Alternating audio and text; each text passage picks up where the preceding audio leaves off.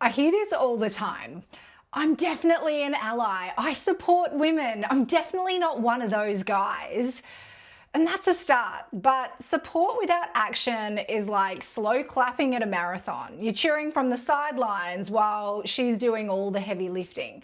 So let's talk about what it looks like to actually get in the game. Because being an ally isn't about performative praise, it's about real, consistent, and visible backing.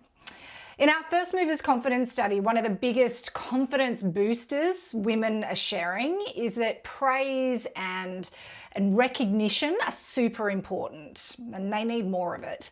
But help being positioned is the ultimate goal. Given opportunity and trusted with responsibility and credited for impacts they have already earned. That's what sponsorship looks like, and it's where real change champions are born. So your 3 moves for week 4 are: first, offer cover. What do I mean by that?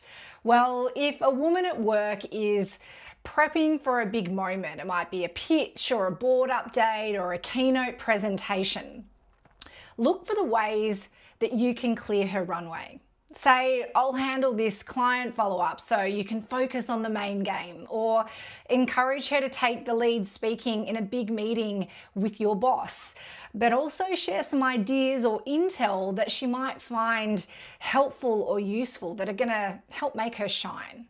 Now, this is not about rescuing, by the way, but it is about recognizing that bandwidth is a finite resource, and that part of being an awesome ally can actually be about helping people manage that. Second, make the invisible visible. Too often the prep work, the logistics, the team management go unacknowledged and disproportionately to women carrying that weight. So in your next meeting, you could say, I just want to call out that this whole project got over the line because of Alana's coordination. Let's make sure that that's recognized. And then you can even go like a step further and ask if someone else, perhaps one of the guys, can take that load on next time. It's all about sharing the lift and shifting the default person. Third is co-elevation. So instead of defaulting to your own solo success plan, and to be honest, we're all guilty of that, invite collaboration.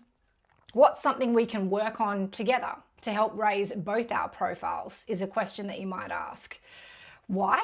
Because high stakes projects and leadership opportunities, they often go to the same small circle, usually men, and usually who are familiar. So co-elevating means using your access to create shared wins, to open doors and build visibility that says you belong here too.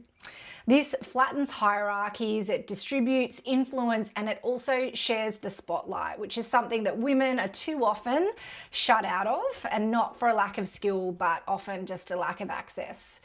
True champions, they don't just talk about potential, they create conditions for it to thrive. A bonus action, as always, is to share our First Movers Confidence study and help amplify what women around you say they actually need. The link to complete it is, of course, in the comments. And lastly, my friends, again, here's to modern manhood. I'll see you next week.